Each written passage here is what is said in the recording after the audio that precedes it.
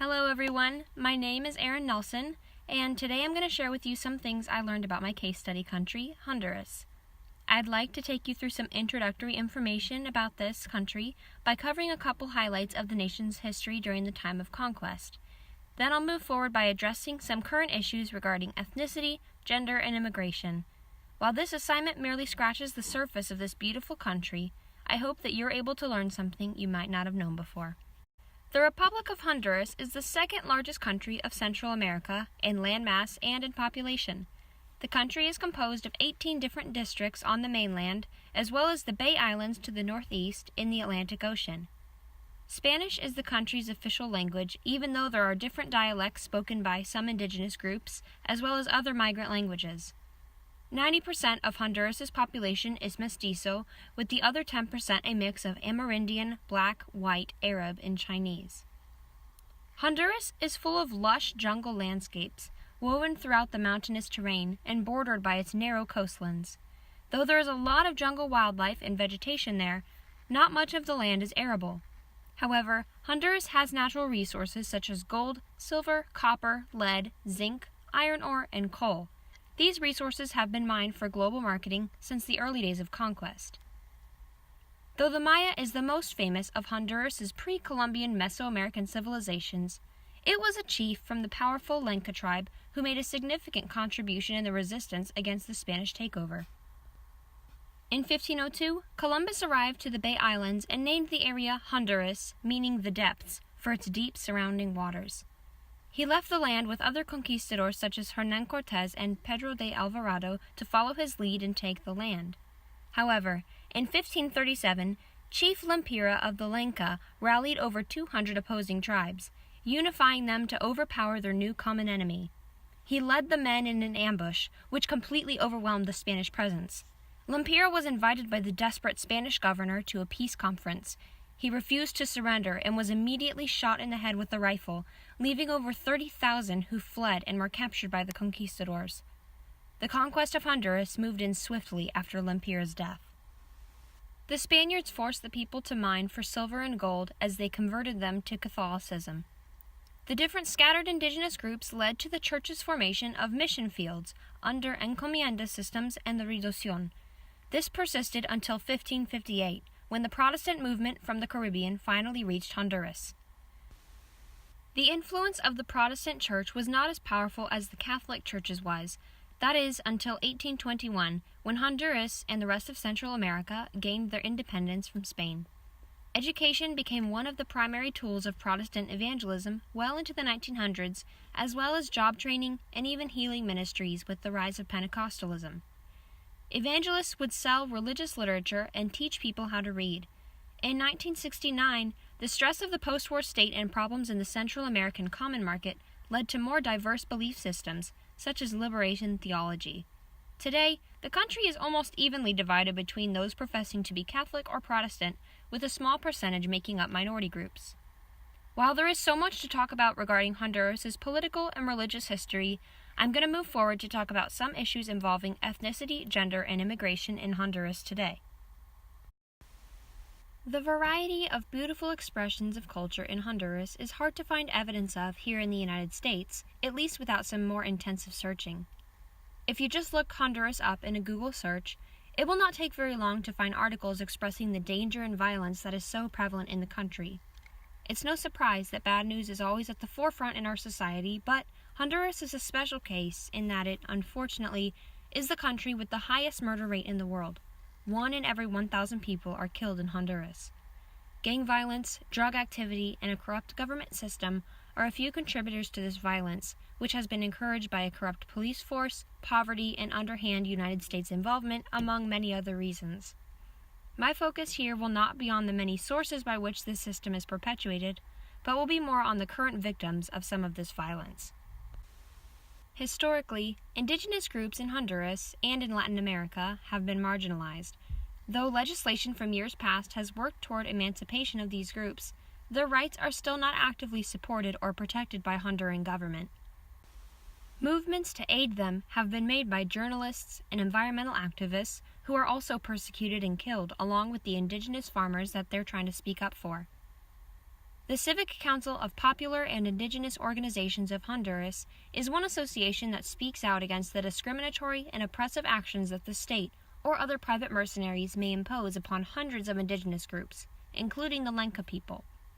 Among many areas of indigenous interest, this organization has worked to protect the threatened boundaries of indigenous land, which is not only their ancestral home with spiritual significance, but is also their current source of food and livelihood. A recent threat has been toward Lenca's campesino farming land, targeted for its rich minerals and capacity to build hydroelectric dams. One community of Lenca people, the San Francisco Opalaca, was aided in achieving autonomous government by this organization. They have recently ensured that each municipality within the San Francisco Opalaca will receive land titles, keeping the land from being taken from them. While this organization's efforts have been relatively successful, their passion has been costly. Though they exhibit peaceful protests, co-founder Berta Cáceres was murdered for her controversial ideas in 2013.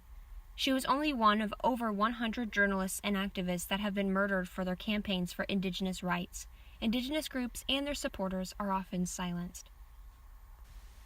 This violence is more directly related to government operations, often pressured by money and affiliation with other global networks. However, another type of violence persists in Honduras, causing many problems for women.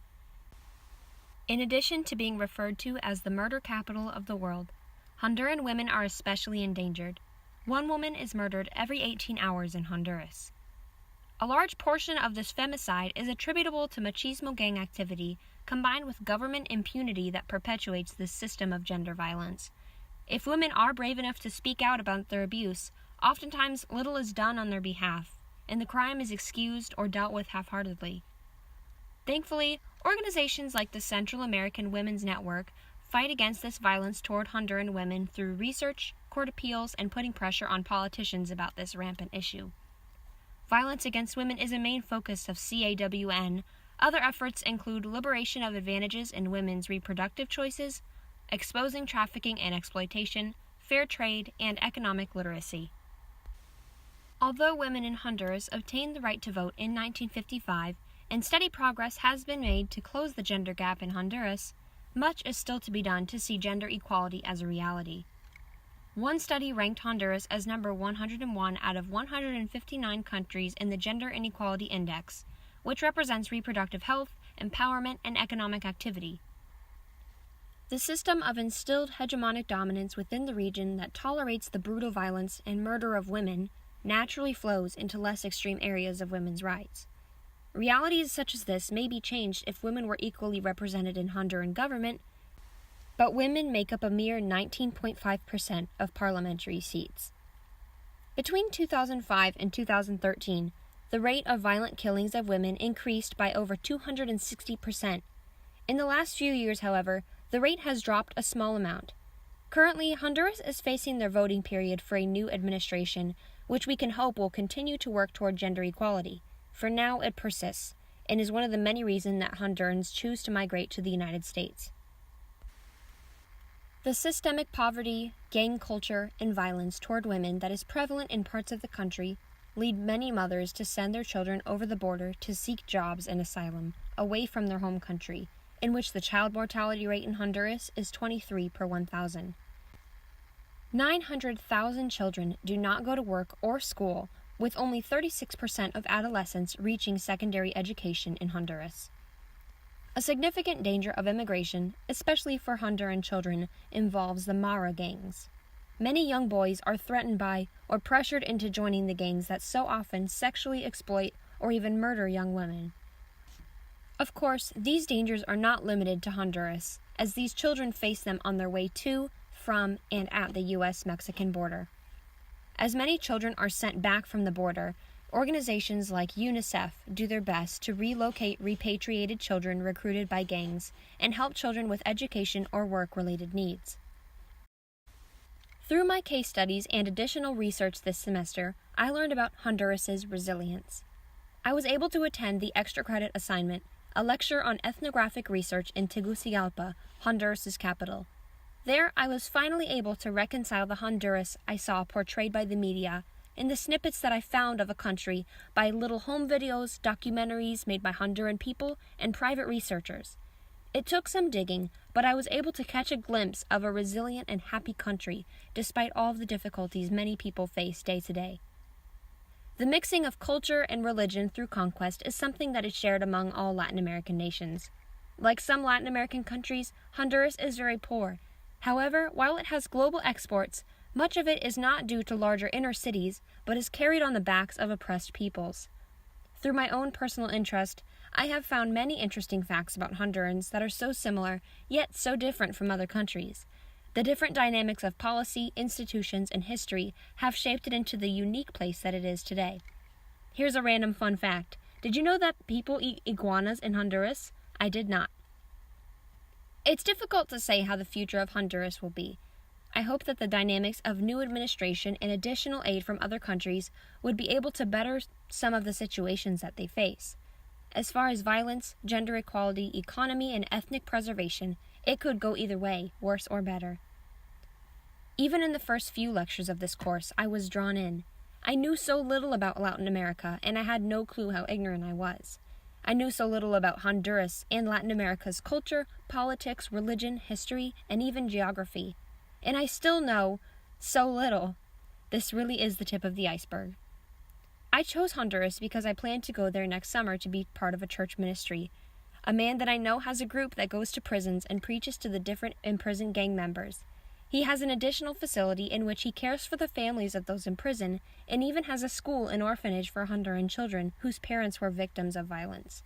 I hope that through future experience and different courses, I will be able to learn much more. Thank you very much.